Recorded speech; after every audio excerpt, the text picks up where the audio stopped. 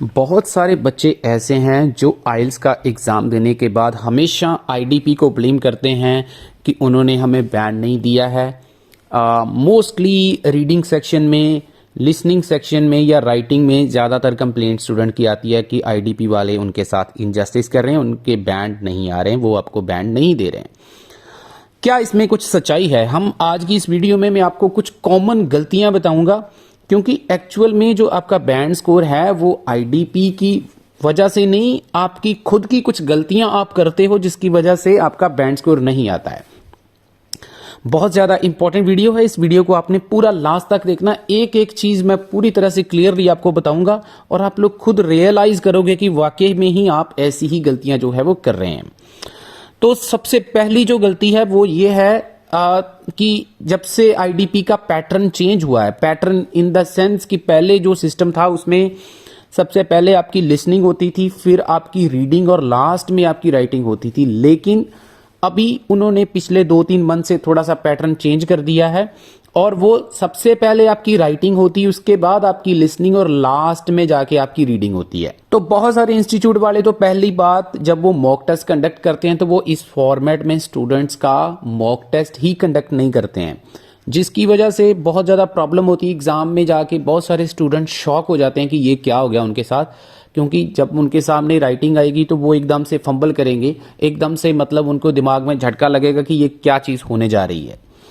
ठीक है जी, तो सबसे पहले तो आप अपना पैटर्न जो है उसी हिसाब से अपनी प्रैक्टिस करें। दूसरी चीज, जब आप राइटिंग पहले करोगे, जी मेरी बात बड़े ध्यान से सुननी है आपने, क्या गलती होती है यहां पे कि जब आप लोग राइटिंग स्टार्ट करोगे, पहले 1 घंटे की राइटिंग होती है, तो बहुत सारे स्टूडेंट ऐसे होते हैं जो फर्स्ट टाइम एग्जाम दे रहे होते हैं, उनको ऐसा पता नहीं होता है कि क्या पैटर्न होता है, क्या चेंजेस आ रहे हैं या किस हिसाब से एग्जाम चलेगा। वो सब चीजें उनके लिए बिल्कुल नई होती हैं।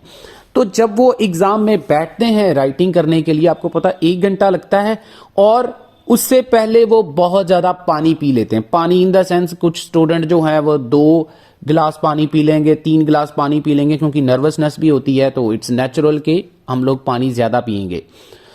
तो बहुत सारे स्टूडेंट जब पानी ज्यादा पी लेते हैं, उसके बाद 1 घंटा जब राइटिंग करने बैठते हैं तो इट्स वेरी नेचुरल कि आपको जो है वो मतलब वॉशरूम वगैरह जाने की ज़रूरत पड़ती है या आपको यूरिनेशन की ज़रूरत पड़ती है। तो इट्स अ नेचुरल प्रोसेस, इसमें कोई वो बात नहीं है, कोई भी ये किसी के हाथ में नहीं है, आप लोग समझ सकते हैं। लेकिन ये चीज़ बिल्कुल नहीं होती है। तो जो स्टूडेंट सब फर्स्ट टाइम एग्जाम देने जाते हैं, बहुत ज़्यादा पानी पीने के बाद जब वो बैठते हैं 1 घंटे के लिए, थोड़ी सी वैसे बात फनी है लेकिन काफ़ी काम की बात मैं आपको बता रहा हूँ। तो वो जब बैठते हैं एग्जाम देने के लिए तो उसमें उनको दिक्कत होती है और फिर उसी टाइम जब आपकी राइटिंग खत्म हो जाती है, आपके इन्विजिलेटर जो है आपको टाइम बिल्कुल भी नहीं देते हैं और उसी टाइम आपकी लिसनिंग स्टार्ट हो जाती है। और बहुत सारे स्टूडेंट ऐसे होते हैं जो एक दूसरे की तरफ देखते रहते हैं कि कोई उठेगा तो हम जाएंगे। तो मतलब बहुत सारे स्टूडेंट ऐसे होते हैं जिनकी नेचर थोड़ी सी वो इंट्रोवर्ट होते हैं, ज्यादा पूछते नहीं है, डरते हैं कुछ भी। मतलब जो फर्स्ट टाइम एग्जाम देने जा रहे हैं ना, ये सब मैं उनकी प्रॉब्लम्स बता रहा हूं। जिन्होंने सेकंड टाइम देना उनको तो पता चल जाता है। तो आपको यार, अगर आपको लग रहा है कि आपको जाना है यूरिनेशन के लिए तो आपको उठना है और आप हिम्मत करिए और जल्दी से जाइए वॉशरूम में और फ्रेश होके दोबारा अपनी सीट पे बैठिए।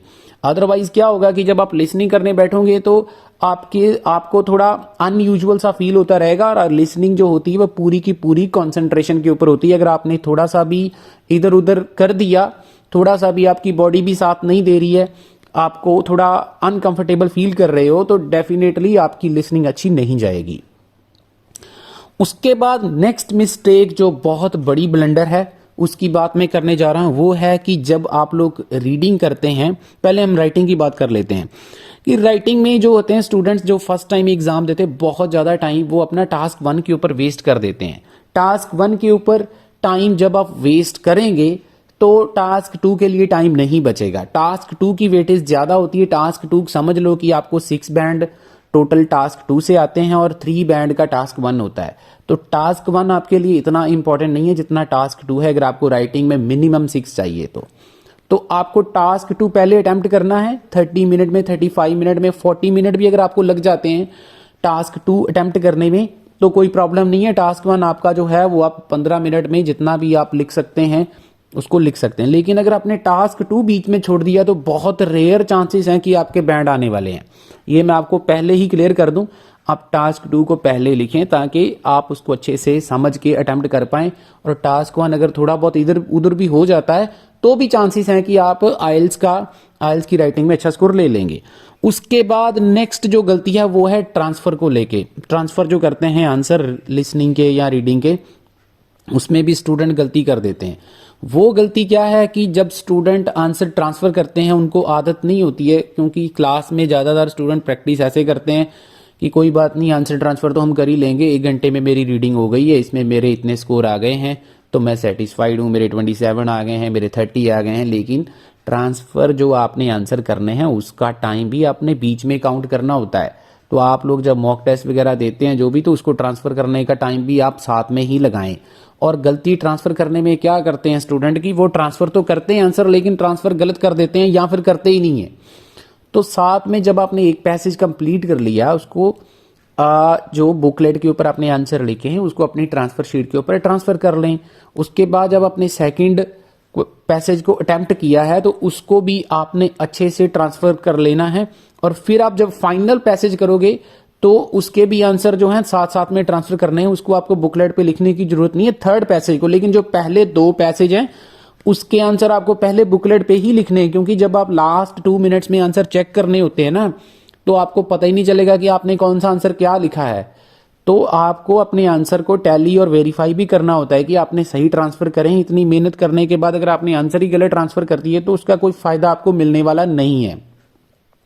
और मेरे एक स्टूडेंट के साथ ऐसा हो चुका है, इसलिए मैं आप लोगों को ये सब चीजें बता रहा हूं। और जो अगली मिस्टेक रीडिंग में बहुत बड़ी ब्लंडर, वो क्या है कि जब हम लोग आइल्स का एग्जाम देने जाते हैं तो हम यूट्यूब के ऊपर बहुत सारी वीडियोस देख लेते हैं। तो उससे क्या होता है कि जब हम रीडिंग अटेम्प्ट करते हैं ना, रीडिंग की कुछ स्ट्रैटेजीज होती हैं कि कुछ स्टूडेंट को जैसे पहले पैसेज पढ़ लेते हैं फिर क्वेश्चन करते हैं, कुछ स्टूडेंट जैसे पहले क्वेश्चन करते हैं फिर पैसेज पढ़ते हैं, कुछ स्टूडेंट जैसे लिस्ट ऑफ हेडिंग पहले सॉल्व करते हैं ब्लैंक्स बाद में करते हैं, कुछ स्टूडेंट मतलब जैसे भी उनके टीचर ने उनको बताया होता है तो उस हिसाब से। लेकिन जब वो एग्जाम देने जाते हैं, एग्जाम देने से 2 दिन पहले 3 दिन पहले बहुत ज्यादा टेंशन होती है उनके दिमाग में और वो बहुत सारी वीडियोस देख लेते हैं यूट्यूब के ऊपर, ऐसे करना चाहिए वैसे करना चाहिए। मैं आपको सीधा बोलूं, आप मेरी भी वीडियो मत देखो। आपके टीचर ने जो भी स्ट्रेटजी आपको बनाई है बताई है, आप उसके अकॉर्डिंगली चलो, उसके ऊपर ट्रस्ट करो। क्योंकि अगर आप एग्जाम में जाके सारी प्रैक्टिस आपने उस हिसाब से करी है और एग्जाम में जाके आप अपनी स्ट्रेटजी चेंज कर रहे हो तो फिर आपको कोई फायदा नहीं होने वाला, आपका नुकसान ही होगा 100%। और ये बहुत बड़ा ब्लंडर है जिसकी वजह से स्टूडेंट फेल हो जाते हैं जाके रीडिंग में। आप अपनी स्ट्रेटजी को मत चेंज करिए, जो भी स्ट्रेटजीज आपने सीखी हैं उसके ऊपर प्रैक्टिस करिए, तो वही स्ट्रेटजी रखिए। अगर आपने फर्स्ट पैसेज पहले करते हो तो करो ना, आप वहां पे भी फर्स्ट पैसेज ही करो, ठीक है। टाइम वेस्ट नहीं करना है, ये सब चीजें मतलब आप जो भी स्ट्रैटेजीज आपने बना रखी हैं उसको उसी तरीके से ही एग्जाम में इंप्लीमेंट करें, ना कि आपने 4 मंथ किसी और स्ट्रैटेजी से प्रैक्टिस करी है और लास्ट में जाके आप अपनी स्ट्रैटेजी चेंज कर रहे हो, तो अल्टीमेटली नुकसान आपका 100% श्योर है। और लास्ट में स्पीकिंग में मैं बताना चाहूंगा, स्पीकिंग में भी बहुत बड़े ब्लंडर्स हो रहे हैं, क्योंकि जब से वीडियो कॉल स्पीकिंग आई है बहुत सारे स्टूडेंट को परेशानी आ रही है, क्योंकि वो प्रैक्टिस ही नहीं कर रहे हैं। वो क्या कर रहे हैं, वो फेस टू फेस स्पीकिंग वाली प्रैक्टिस कर रहे हैं, जबकि वहां पे आप लोगों को ऑनलाइन स्पीकिंग मिलनी है। मेजोरिटी केसेस में आपने देखा होगा अभी इस टाइम पे मेजोरिटी जो है वो ऑनलाइन स्पीकिंग आ रही है, बहुत कम स्टूडेंट हैं जिनको ऑफलाइन स्पीकिंग मिल रही है। तो जब आप ऑफलाइन सेंटर ज्वाइन करते हो, कोई भी इंस्टीट्यूट ज्वाइन करते हो, तो वो वहां पे आपको ऑफलाइन स्पीकिंग देते हैं। तो प्लीज अपने टीचर से बोलिए कि आप उनके साथ ऑनलाइन स्पीकिंग कंडक्ट करें जूम के ऊपर, क्योंकि अभी हमारी तो ऑनलाइन क्लासेस है, हम तो सारे स्टूडेंट के साथ ऑनलाइन स्पीकिंग करते हैं, ताकि आपको थोड़ा इस चीज का भी आइडिया रहे। क्योंकि जब आप स्पीकिंग ऑनलाइन करते हो तो 1-2 सेकंड का डिले होता है उसमें। जैसे आपका एग्जामिनर आपसे कोई क्वेश्चन पूछता है तो आप बीच में बोलना स्टार्ट कर देते हो, या आप बोल रहे हो तो आपके बीच में आपका एग्जामिनर बोलना स्टार्ट कर देता है। तो वो इंटरप्शन जो होती है एक दूसरे को, अगर आप इंटरप्ट करोगे तो उसका भी इम्पैक्ट आपकी स्पीकिंग के ऊपर पड़ता है। और बहुत सारे स्टूडेंट बाहर आगे बोलते हैं सर मुझे सुन नहीं रहा था, मुझे उसकी ऑडियो क्लियरली सुनाई नहीं दे रही थी। ये सब चीजें बहाने सब चलने वाले नहीं है। तो इसलिए मैं आप लोगों को यही बोलूंगा कि आप प्लीज अपनी प्रैक्टिस जो है वीडियो कॉल के ऊपर भी रखें। अगर आप हमारे साथ ज्वाइन होना चाहते हैं तो आपको नंबर स्क्रीन के ऊपर दिख रहा है, मेरे साथ आप कांटेक्ट कर सकते हैं। अफोर्डेबल रेट के ऊपर आपको क्लासेस मिल जाएंगी, चाहे पीटी की लेनी है, आपको CDLs लेना है, जनरल ट्रेनिंग लेनी है, और या फिर पेपर बेस्ड लेना है, जो भी लेना है आपको सब कुछ जो है वो मिल जाएगा। और ग्रामर क्लासेस हम लोग फ्री ऑफ कॉस्ट आपको दे देंगे। ठीक है जी, होपफुली ये वीडियो काफ़ी अच्छा लगा होगा। अगर लगा अच्छा तो लाइक जरूर करके जाना और चैनल को जरूर सब्सक्राइब कर लेना। इंफॉर्मेटिव वीडियो आपको ऐसे ही मिलती रहती हैं। चलिए जी, मिलते हैं किसी और वीडियो में। Thank you so much, good bye, see you, good.